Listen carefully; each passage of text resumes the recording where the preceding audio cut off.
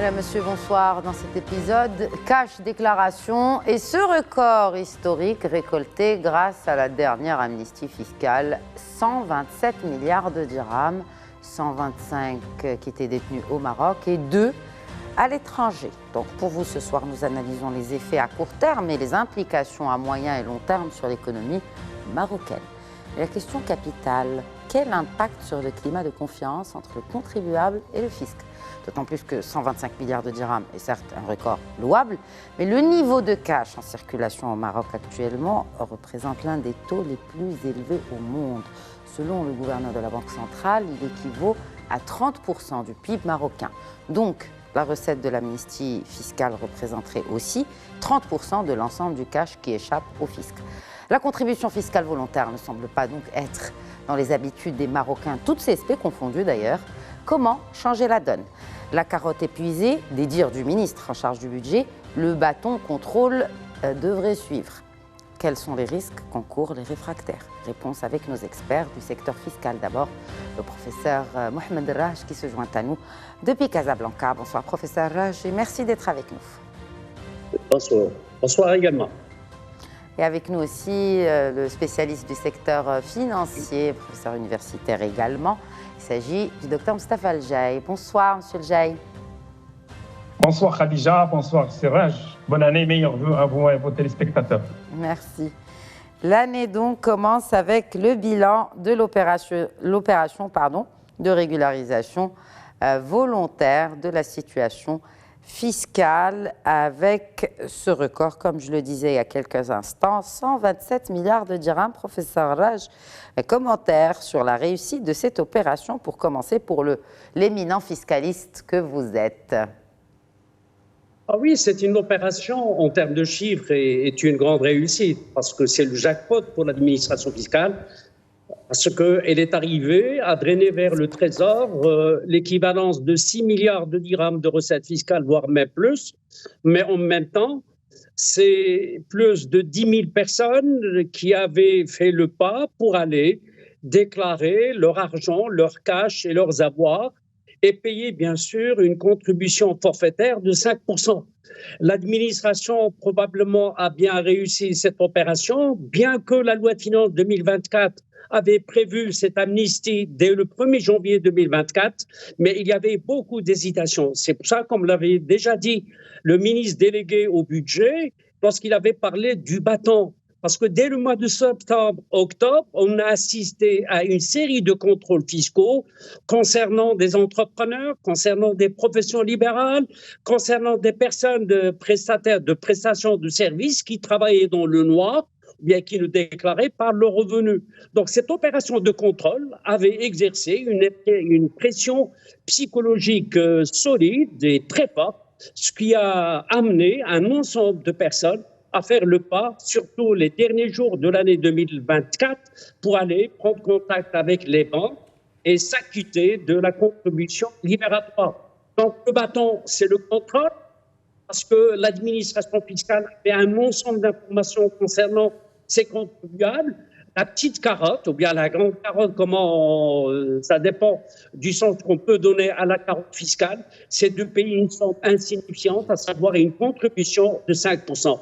Et à titre d'information, ce n'est pas la dernière amnistie fiscale, il y aurait peut-être, mais déjà rien que pour l'exercice, les 10 dernières années, on a assisté à 4 amnisties fiscales. En 2014, elle avait porté sur plus de 28 milliards de dirhams déclarés par des Marocains résidant au Maroc, mais qui possédaient des biens à l'étranger. En 2018, c'était des étrangers qui ont leur résidence fiscale au Maroc, mais qui avaient pris l'habitude de ne pas déclarer les revenus de sources étrangères. Puis 2020, c'est en plein Corona, et puis celle de 2024. Et si j'ai à parler de toutes les amnisties depuis 1956, on va dépasser la dizaine. Donc, c'est une opération exceptionnelle. En principe, là, au niveau des pratiques internationales, on engage une amnistie fiscale lorsqu'il y a un changement de paradigme, ce n'est pas le cas au Maroc, ou bien lorsque vous avez un essoufflement de l'économie et couplé à une réforme fiscale. On aurait pu le faire, par exemple, les années 80. Si je prends l'année 2024, l'économie marocaine fonctionne bien sûr au ralenti, mais pas avec de problèmes tels qui imposent une amnistie. Puis il n'y a pas une nouvelle réforme fiscale, même si les responsables parlent de réforme fiscale. Moi, je préfère de réformette, bien de replâtrage au niveau des taux d'imposition, comme on l'avait fait en 2023, 24, 25. Donc, sur le plan court terme, l'État a gagné. Elle a renfloué ses caisses d'une somme presque supérieure à 10 milliards. Bien sûr, avec une autre opération couplée avec la TVA, grâce à la retenue à la source, on a encaissé une somme supplémentaire de 6 milliards. Donc, le fisc peut se frotter les mains. Il a réussi une opération qui a permis tout simplement d'attirer l'attention des personnes qui ne déclarent pas ou qui ne respectent pas leurs obligations fiscales. Bien. Oui. Mais comme on va parler tout à l'heure de l'impact économique, voire oui, l'impact... on y reviendra. Alors déjà, l'impact sur les banques avec vous, professeur Mustapha Al-Jay, on a 77 milliards de dirhams de déclarations aux banques. Bien naturellement, cela injecte de l'argent frais, des liquidités dont ont grandement besoin nos banques. Donc un commentaire sur l'impact à court terme, encore une fois, l'effet à court terme de cette amnistie sur la liquidité, sur les liquidités bancaires. Alors, merci pour cette question. Comme vous l'avez dit et l'avait précisé aussi professeur Rach, c'est une opération à grand succès. Je pense que ce succès était honnêtement inattendu et surtout le dernier mois, voire les derniers jours qui ont boosté un petit peu, si vous voulez, ces déclarations. Et sur ce cash réinjecté, si vous voulez, qui passe de la masse de la monnaie fiduciaire qui circulait à une monnaie structurale, puisqu'elle a été déposée au niveau des banques. Donc ce cash, bien évidemment, il a soulagé la trésorerie des banques. Il a soulagé aussi les injections de Banque al Maghreb. Banque al Maghreb injecte chaque semaine environ 150 milliards. Nous avons vu les dernières semaines, il y a chaque semaine moins 12 milliards. Ce qui met un peu le marché interbancaire à l'aise et la trésorerie des banques à l'aise. Et bien évidemment, cet argent, il a été réinvesti.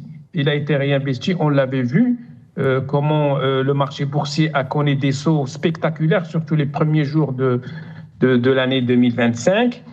Et j'espère aussi que cette trésorerie va nourrir un peu les crédits pour notamment les TPME qui ont un besoin énorme en matière de trésorerie. Donc vous pensez qu'il y a une relation de cause à effet entre ces liquidités qui ont été injectées dans le circuit bancaire et la facilitation de l'octroi de crédit, malgré la hausse aussi des créances en souffrance? Parce qu'il y a une autre donne, celle des créances en souffrance, qui est aussi en hausse. Bien sûr. Non, c'est ce qui est souhaitable. Maintenant, on est à peine à quelques semaines. Très bien. Non, oui. On ne peut pas juger tout de suite. L'idéal serait, je sais que cette trésorerie, elle est là. Elle va, comme je vous ai dit, soulager la trésorerie des banques. Une partie a été réinvestie sur le marché boursier. On a vu les sauts spectaculaires et les volumes quotidiens. Elle a également soulagé les injections Banque al Maghreb, surtout ce qu'on appelle les avances à 7 jours. Et j'espère que le système bancaire pourra nourrir avec cette trésorerie et les crédits, surtout d'investissement en faveur des TPME. Bien évidemment, il y a cette contrainte de risque qui est assez élevée, dont on peut parler peut-être par la suite. Mais ça, c'est le souhait.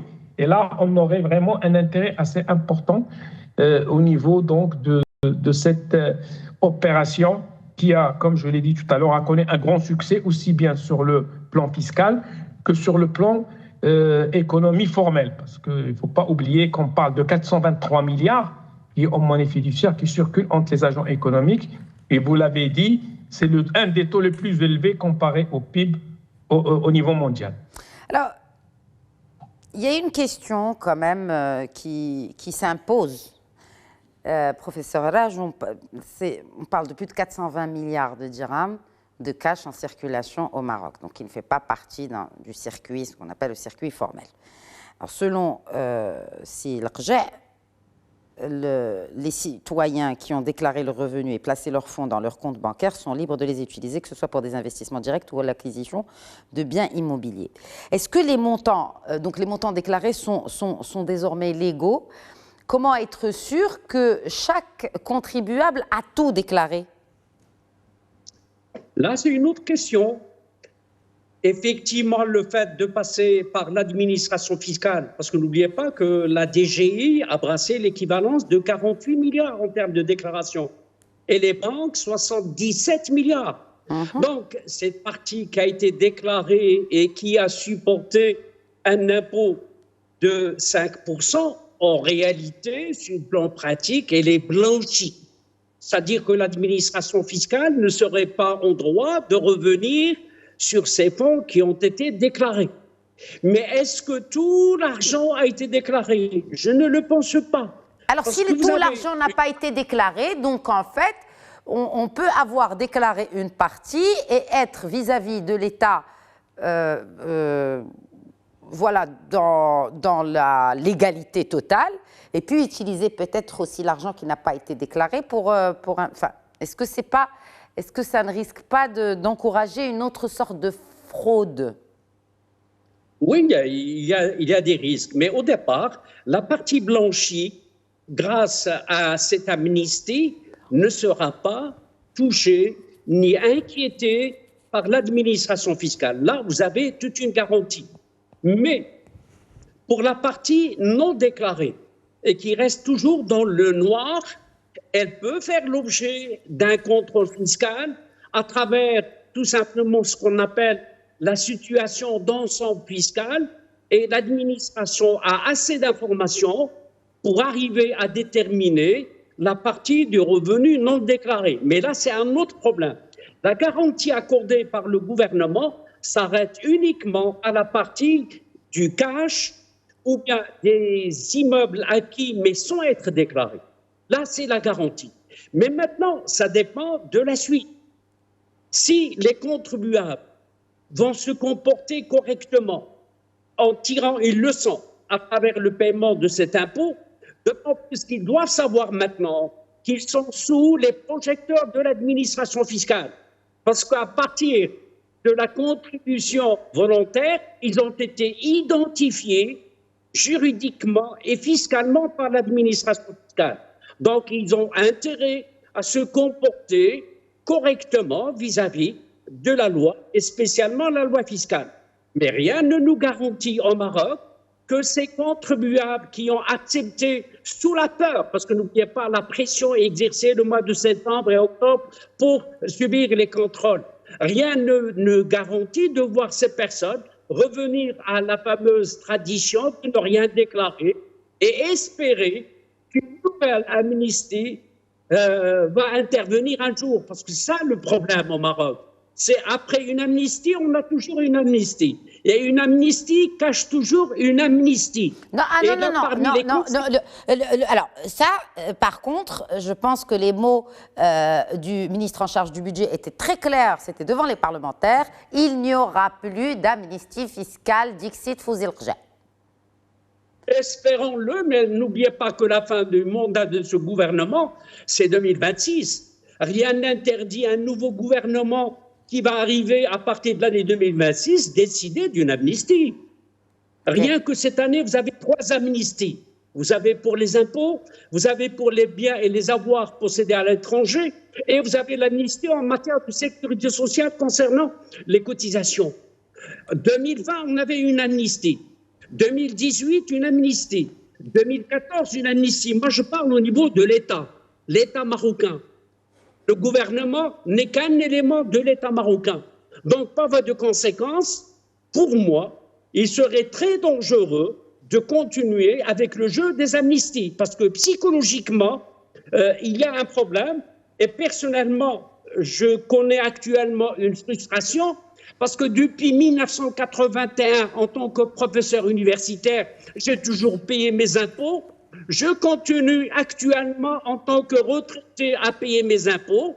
Et vous avez à côté des personnes, je n'oserais pas accuser X ou la Y, mais ils sont nombreux, qui gagnent des revenus, qui réalisent et constituent des richesses. et qui ne payent pas d'impôts. Puis un jour J arrive et on annonce une amnistie. Professeur Raj, pour les exonérations fiscales concernant les retraites, c'est aussi dans le pipe et cela a été annoncé par ce même gouvernement. Ah oui, mais j'ai payé mes impôts pendant 43 ans. Oui. Pourquoi ils ne m'accordent pas une remise? Parce que j'étais honnête malgré moi et j'ai payé toujours mes impôts parce que j'étais retenu à la source. Pourquoi pas un petit cadeau fiscal à ces personnes qui ont toujours payé leurs impôts, au moins à travers une petite médaille?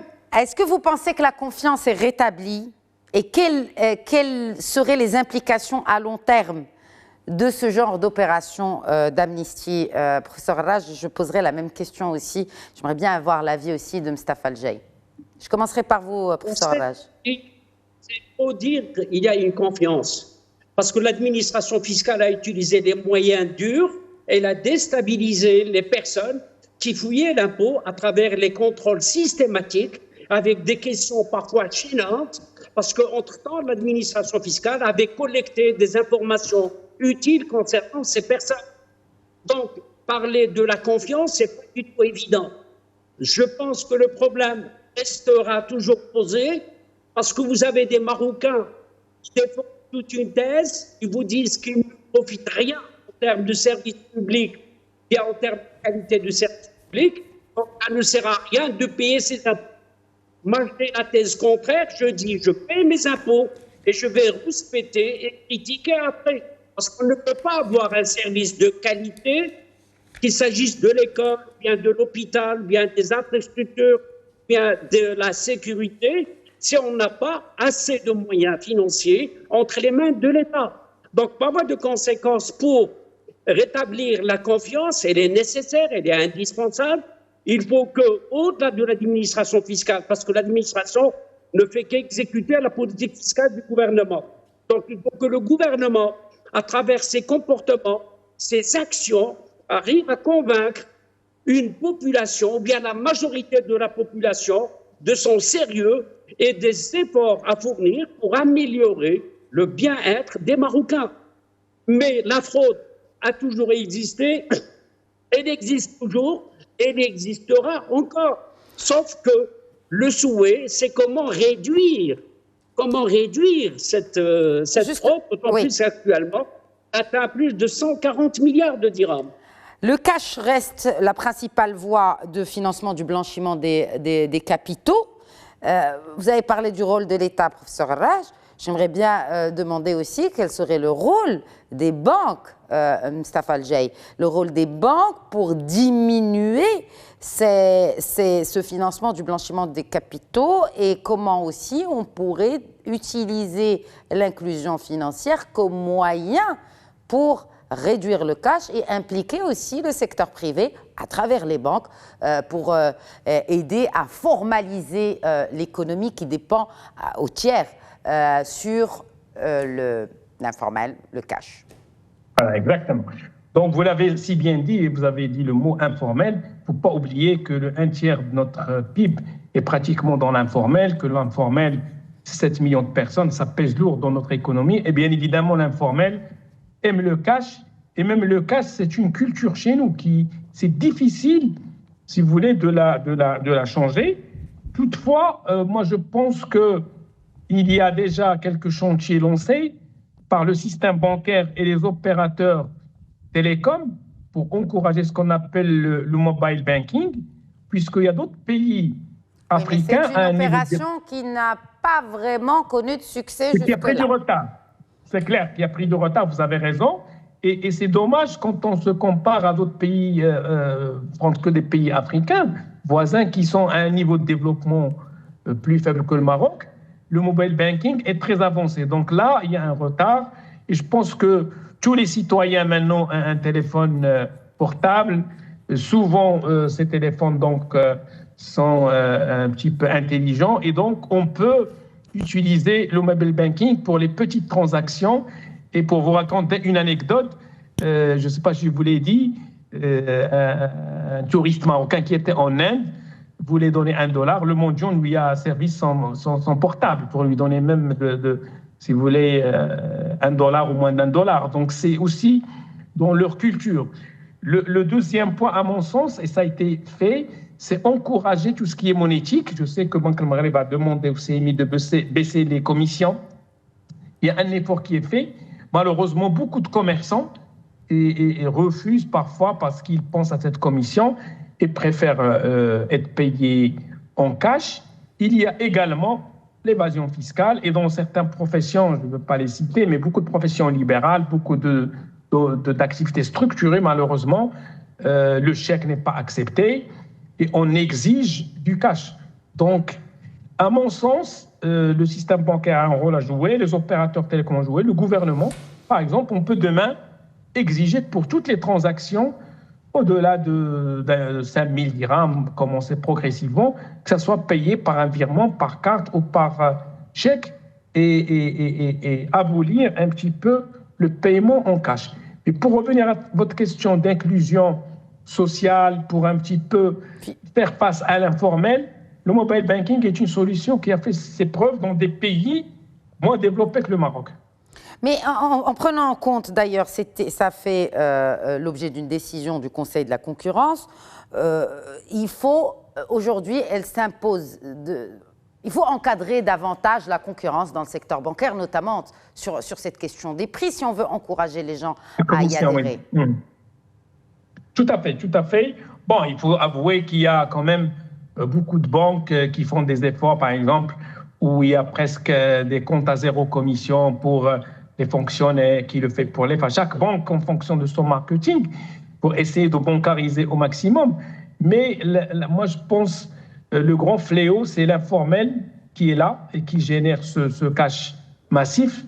Il faut donc essayer de l'orienter progressivement vers l'économie formelle et lui montrer les avantages de l'économie formelle. Et on l'avait vu durant le Covid, les gens qui n'étaient pas déclarés... Quels seraient les avantages de l'économie formelle? Vous avez parlé justement de l'élargissement de cette assiette fiscale. Si vous permettez, Siljay, on a tenté de formaliser plusieurs métiers à travers ce fameux statut de l'auto-entrepreneur. Et c'était en 2015, il me semble. 2023 arrive la loi de finances où on commence à taxer à hauteur de 30% quand le chiffre d'affaires avec le même client dépasse 80 000 dirhams. Bref, cela a impacté directement le nombre d'enregistrements dans le statut d'auto-entrepreneur. Ils iront où, ces gens-là? Ils iront vers l'informel si on ne leur donne pas assez d'incitation. Donc c'est un peu le serpent qui se mord la queue. On se retrouve encore une fois dans une situation où les gens qui se sont inscrits dans le formel retournent dans l'informel parce que l'État ne les encourage pas, bien au contraire, les taxe davantage. 30%, c'est beaucoup quand même pour un auto-entrepreneur. J'en conviens parfaitement, c'était pour faire face à des abus où certaines entreprises, pour ne pas recruter, utilisaient cette formule. Mais il y a eu quelques cas, il ne fallait pas généraliser. Il fallait aussi laisser la TPME à moins de 1 million de dirhams à 10%. Maintenant, on l'a passé à un taux de 20%. Je suis tout à fait d'accord avec vous. Mais ce sont des décisions, effectivement, qui peuvent même avoir l'effet inverse. Et on va avoir l'effet inverse où les gens sortent du formel vers l'informel. Et c'est pour cela qu'il faut prendre, si vous voulez, les choses avec une vision globale et avec une certaine harmonie qui soit, comme je disais, par exemple, les avantages des dons formels. Durant la période du Covid, les salariés qui étaient déclarés à la CNSS, en période de Covid, avaient un minimum de 2000 dirhams. Les autres qui n'étaient pas déclarés n'avaient rien du tout. Vous avez l'aide que l'État a mis en place, si vous vous rappelez, entre 800 et 1200 dirhams en fonction du foyer. C'est pour cela qu'il faut une cohérence des politiques aussi fiscales qu'économiques et politiques publiques en général. Et j'en conviens parfaitement avec vous. Et il ne faut pas l'oublier, l'informel, il est là, il restera peut-être avec des niveaux plus faibles, mais même dans des pays développés. Prenez l'Italie, c'est une économie où l'informel est toujours là. Il est quand même un pays développé. Merci beaucoup. Merci, professeur Jay. Un mot de la fin, professeur Raj, en 1 minute, sur justement le contrôle qui sera davantage renforcé en 2025 avec cette loi de finances, en quelques mots, qui va mettre en place, qui renforce les dispositifs fiscaux pour lutter contre la fraude et intégrer le secteur informel. En quelques mots, je vous prie, professeur Raj. Oui, l'État a mis un ensemble d'éléments, d'instruments pour lutter contre l'informel. Et vous avez parfois des gens qui étaient dans l'informel, qui font le pas pour aller vers le formel, puis il suffit d'un petit incident, comme c'est le cas de l'auto-entrepreneur à 30%, pour faire une faillite artificielle, pour aller vers l'informel. Parce que ce balai entre l'informel et le formel, il faut que l'État, ça dépasse l'administration fiscale, intervienne avec toute une pédagogie pour tout simplement convaincre les gens qui travaillent dans l'informel qu'ils ont tout intérêt à changer de statut pour pouvoir bénéficier d'un ensemble d'avantages et de couverture sur le plan social. Donc les éléments, les instruments sont là, c'est maintenant comment mobiliser et comment mener cette politique de pédagogie afin de convaincre cette catégorie de population. Merci, merci beaucoup, professeur Mohamed Raj. Merci d'avoir été avec nous. Merci. Et merci à vous également, Mustafa El-Jay. Merci, la Khadija. Voilà, c'est la fin de cet épisode. Très bonne soirée, excellent week-end à toutes et à tous.